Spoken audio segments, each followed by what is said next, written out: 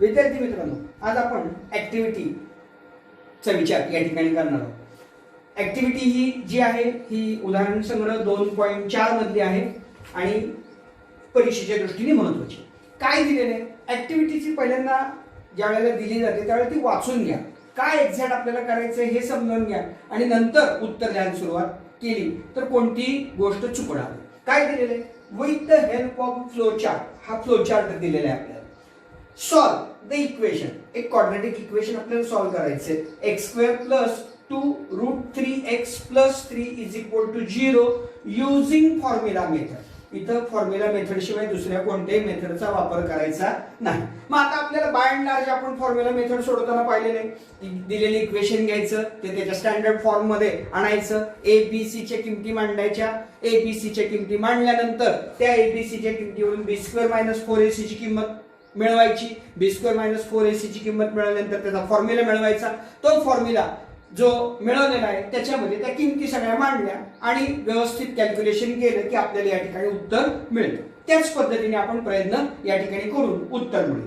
पहिली स्टेप काय सांगितली, compare equation x² plus 2√3x plus 3 is equal to 0 with ax² plus bx plus c is equal to 0 to find a, b and c। आता इथे जर आपण विचार केला तर a या ठिकाणी 1 येणार आहे, b या ठिकाणी 2√3 येणार आहे आणि c येणार आहे 3। या ठिकाणी जे काही मार्क असतील ते तुम्हाला भेटतील एवढं लिहिलं तर। नंतर आता आपल्याला काय सांगितले पुढच्या स्टेप मध्ये की we have to calculate value of b² - 4ac। सोपं आहे, b² - 4ac is equal to b² that is 2√3 bracket square minus 4 into a that is 1 into c that is 3। so 2 that square of 2 that is 4 into square of √3 is 3 minus 4 into 3 that is equal to 12 minus 12 which is equal to 0। इथं ताबडतोब तुमच्या लक्षात यायला पाहिजे की b² - 4ac 0 आले म्हणजे या समीकरणाचे रूट्स कसे असतील, रियल असतील आणि कसे असतील, इक्वल असतील। आता आपण चेक करूया ते येते का नाही।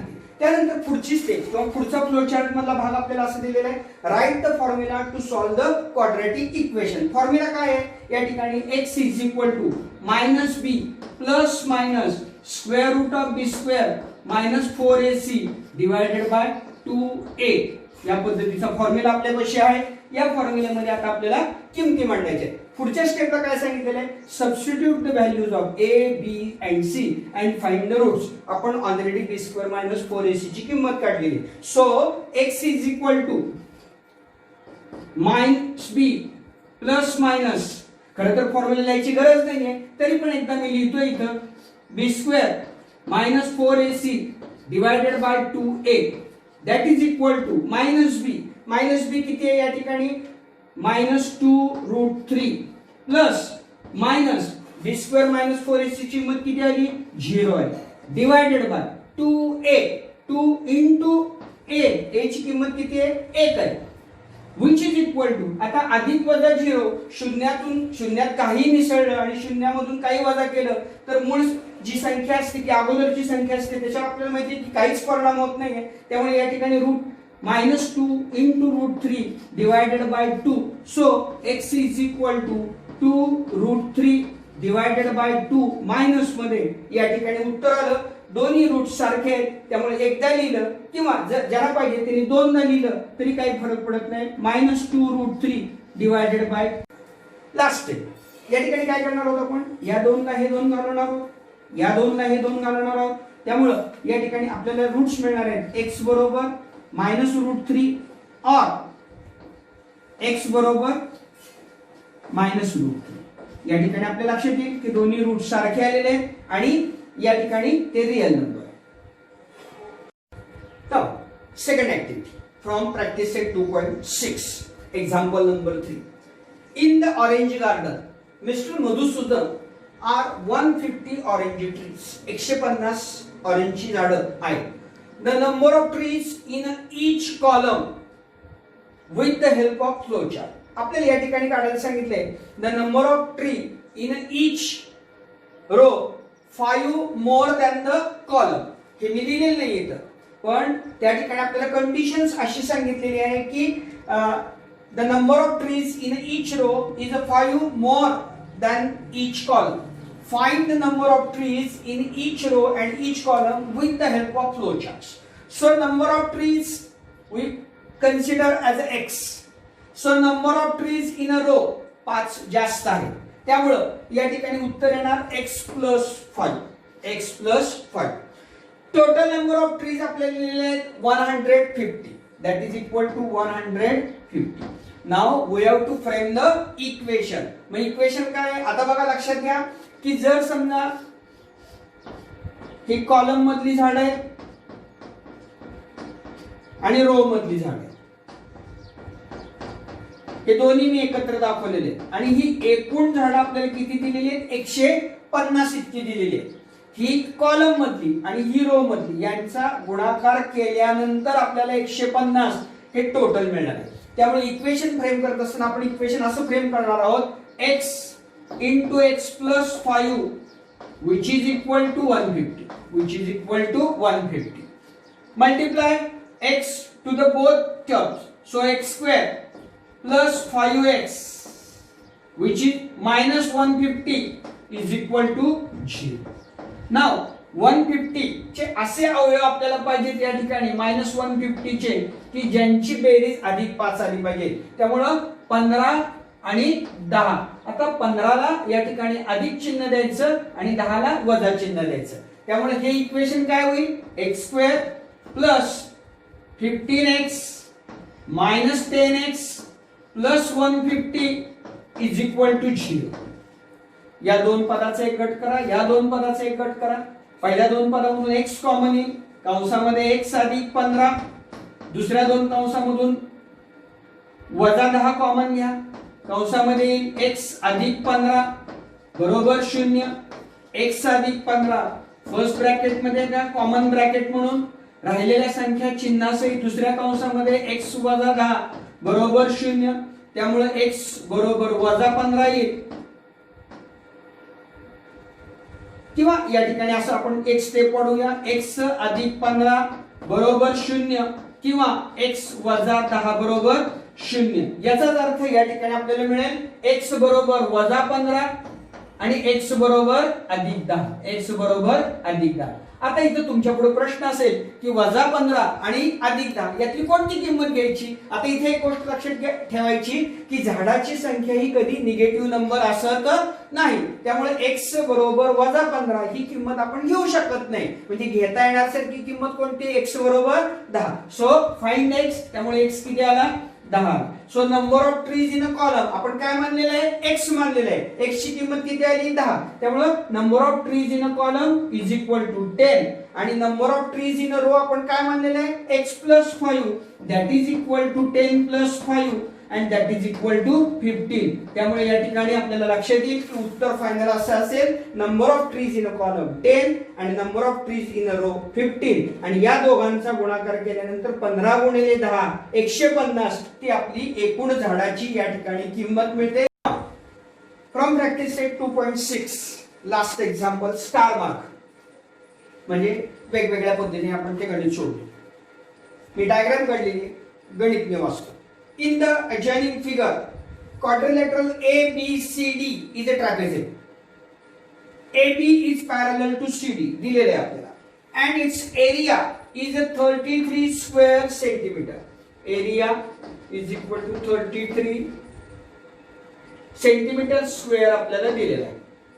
From the information given in the figure, find the length of the sides of ABCD. All lengths we have to calculate. How we can calculate this? For this, fill in the empty boxes to get the solution. हे जे empty boxes दिलेले आहेत या empty box मध्ये या ठिकाणी उत्तर किंवा तिथल्या माहिती आपल्याला मिळवायची आणि त्याच्यावरून या ठिकाणी आपल्याला plus CD AB plus CD that is lines which are parallel, sum of lines which are parallel into height that is AM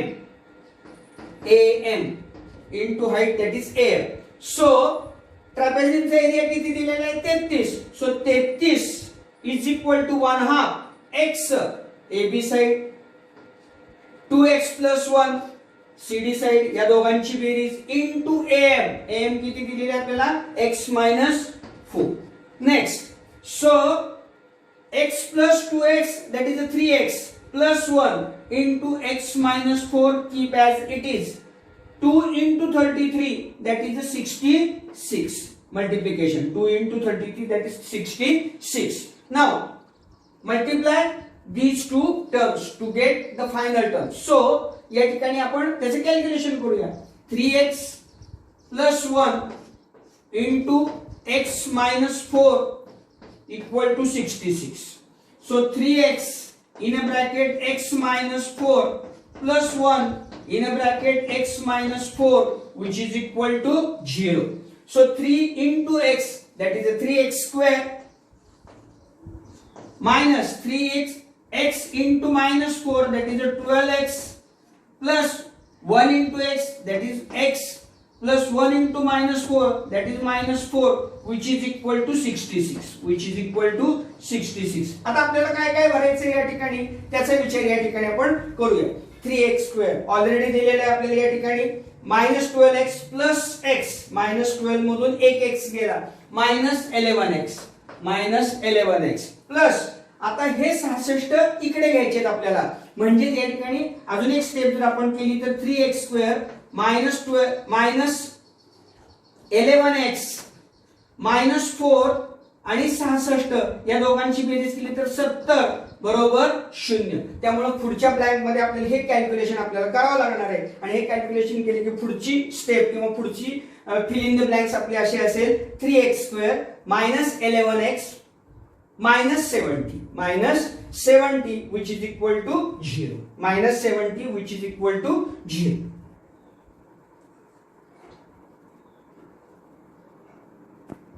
equal to 0.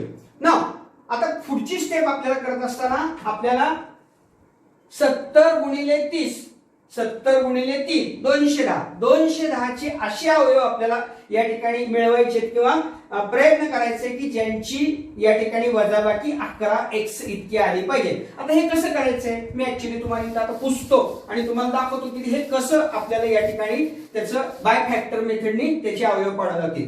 So 3x square minus 11x minus 70 which is equal to 0 70 into 3 minus 70 into 3 that is equal to minus 210 21 गुणिले 10 म्हणजे 210 झाले minus plus त्यामुळे ही step अशी 3x square minus 21x plus 10x minus 70 is equal to 0.